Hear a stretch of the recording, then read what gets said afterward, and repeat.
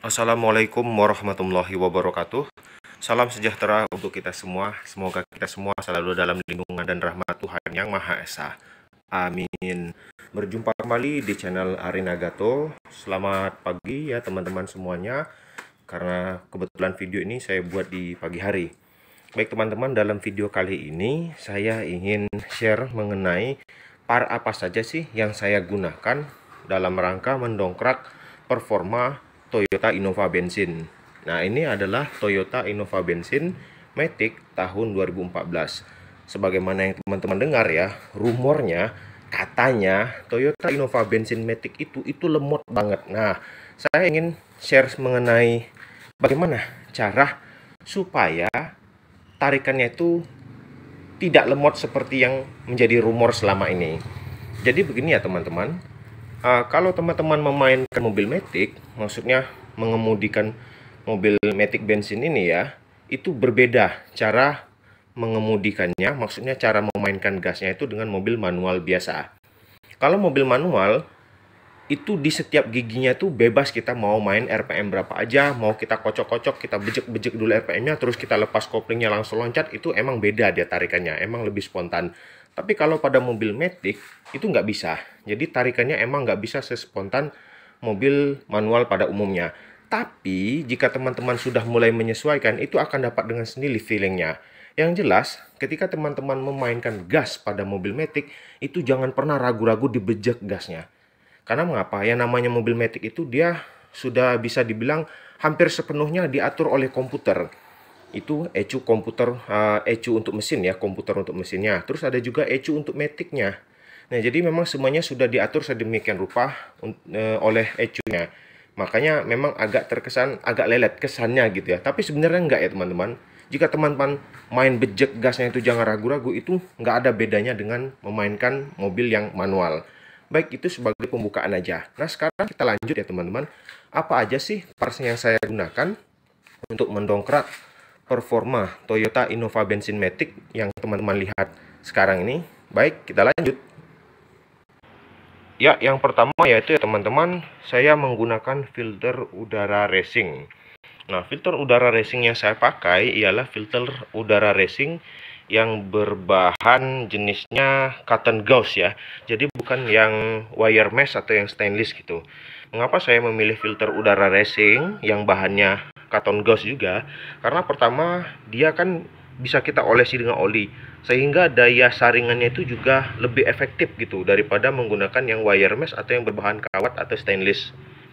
Nah, ini adalah contoh filter udara racing yang saya gunakan. Ini mereknya merek Sakura ya teman-teman. Jadi saya nggak endorse, saya nggak promosi. Saya jujur aja, ini adalah filter udara racing merek Sakura atau Sakura Ijo bahasa pasarannya. Kalau teman-teman mau menggunakan filter udara racing yang lain, silakan saja, bebas pokoknya, sesuaikan saja dengan budget. Kalau soal kualitas sih menurut saya sih ini udah jauh lebih dari cukup ya untuk yang filter udara yang saya gunakan saat ini. Nah, alasannya kenapa saya pakai filter udara racing, karena saya pengen flow ya, flow debit aliran udara itu yang lebih deras gitu, tapi tidak mengorbankan daya saring udara itu sendiri. Jadi tetap udaranya itu yang masuk itu tetap bersih. Namun debit yang bisa kita dapatkan itu jauh lebih banyak daripada aliran udara atau suplai udara menggunakan filter udara standar.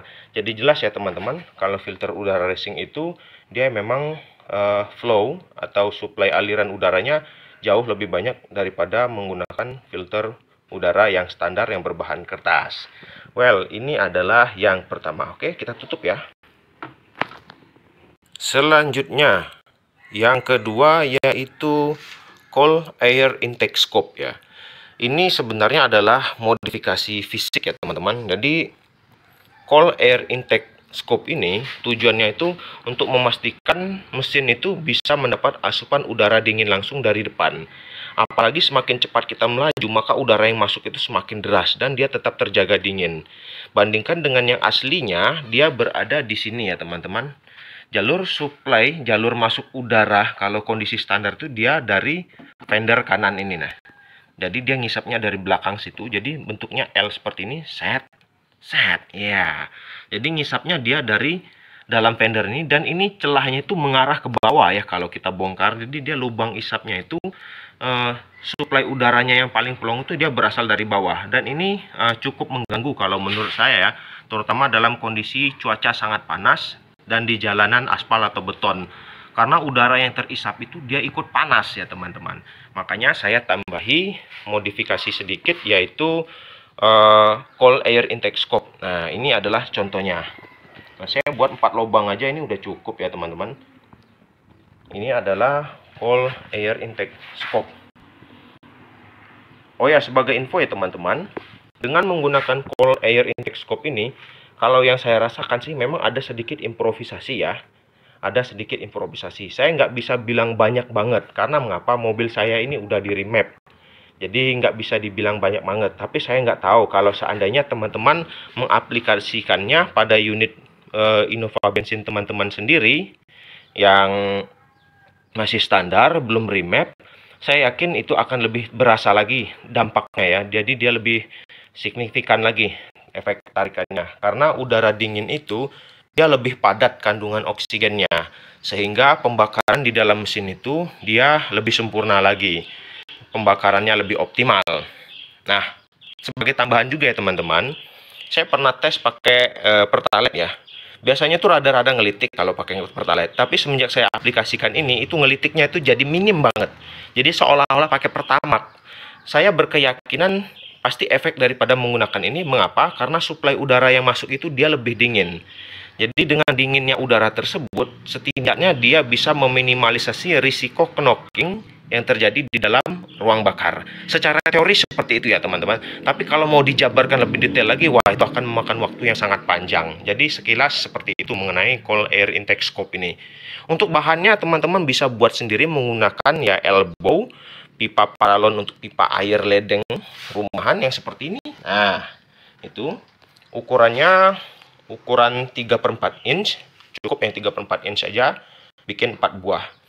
Nah, untuk ngebornya nih, kalau teman-teman ragu, teman-teman bisa bawa aja deh ke tukang kayu apa mebel gitu, mereka kan punya alat bor. Nanti minta bikinin aja gimana caranya 4 buah elbow ini yang sudah teman-teman sambung menggunakan lem satu sama lain, itu bisa masuk lepas gitu, terpasang di tutup filter udara nih. Oke teman-teman, itu aja ya sekilas mengenai cold air intake scope ini. Baik, kita lanjut. Ya, ini sudah tidak asing lagi ya teman-teman, karena sebelumnya sudah pernah saya bahas. Ini adalah airbox ya, airbox milik Toyota Land Cruiser Prado 2700 cc yang menggunakan mesin 2TR FE. Ini adalah airbox. Fungsinya seperti apa, itu teman-teman bisa simak di video yang pernah saya buat sebelumnya. Yang jelas, secara sekilas, airbox ini dia sebenarnya adalah sebuah resonator. Nah, resonatornya ini dia selain berfungsi sebagai cadangan udara terbesar dan terdekat ke throttle body atau ke intake manifold atau ke mesin, dia juga mempunyai desain yang tersendiri. Desainnya itu unik banget. Nah, jadi saya sempat inspeksi sedikit, wah ternyata desainnya itu luar biasa unik. Dan itu dapat menyebabkan optimalisasi suplai udara ke dalam intake manifold, ke dalam ruang bakar. Saya nggak bisa cerita banyak kalau mengenai desainnya itu. Karena kenapa? Kalau pengen lebih tuntas lagi sebenarnya kita harus bongkar. Tapi sayang dong, hehe, mending dipakai dan dinikmati aja.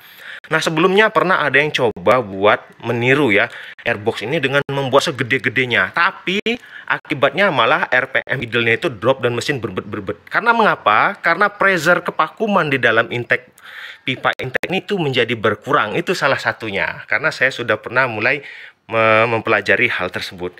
Dan saya pernah praktikkan juga dan memang ternyata memang jadi low. Akhirnya saya berkeyakinan bahwa desain yang di dalam airbox ini tidak sembarangan atau tidak asal-asalan ya teman-teman. Jadi dia airbox ini sangat penting, terutama untuk memaksimalkan tarikan awal. Jadi walaupun bawa beban berat, mesin bensin bawa beban berat kan musuhan banget tuh. Tapi kalau udah pakai ini, tarikannya jegat banget gitu, benar-benar narik. Jadi tarikan selanjutnya tuh lebih enteng. Begitu ya teman-teman. Ya, ini adalah airbox Toyota Land Cruiser Prado 2700 cc. Kalau mau lebih detailnya, silakan teman-teman kunjungi video saya yang sebelumnya yang berjudul airbox. Ketik aja gitu di pencarian airbox Land Cruiser Prado gitu di channel saya. Ada. Berikutnya part yang tak kalah pentingnya yaitu ignition coil step up. Ignition coil step up ya teman-teman, seperti yang teman-teman lihat ini adalah ignition coil step up. Ya. Ignition coil step up ini sebenarnya adalah sebuah modul tambahan ya. Jadi dia modul tambahan yang dipasang langsung dengan menghubungkan soket kabel coil dengan soket pada coil itu sendiri. Jadi, pada prinsipnya ignition coil step up ini menurut yang saya pahami dan saya pelajari, dia sifatnya itu menaikkan tegangan. Jadi, dengan menaikkan tegangan, maka pengapian pada coil itu dia akan lebih terjaga, lebih optimal. Jadi kalau misalnya terjadi penurunan, maka penurunan itu nggak drop-drop amat gitu. Nah, sangat mudah sekali dipasang. Jadi kalau teman-teman lihat sendiri, ignition coil step up ini dia adalah sifatnya itu modular ya. Jadi cukup teman-teman lepaskan kabel coil dari soket coilnya, kemudian tancapkan salah satu ujung soket ignition coil step up langsung pada soket coil, kemudian sambungkan lagi ujung soket satunya ke soket kabel coil. Jadi klop PNP pemasangannya tidak ada ubahan apapun. Apa sih fungsinya? Yang jelas ignition coil step up ini begitu teman-teman pasang langsung terasa instan perubahan performanya. Tarikannya itu benar-benar njambak ya, mau tarikan awal maupun tarikan di segala RPM. Kok bisa begitu? Karena dia memperbesar pengapian, sifatnya seperti itu.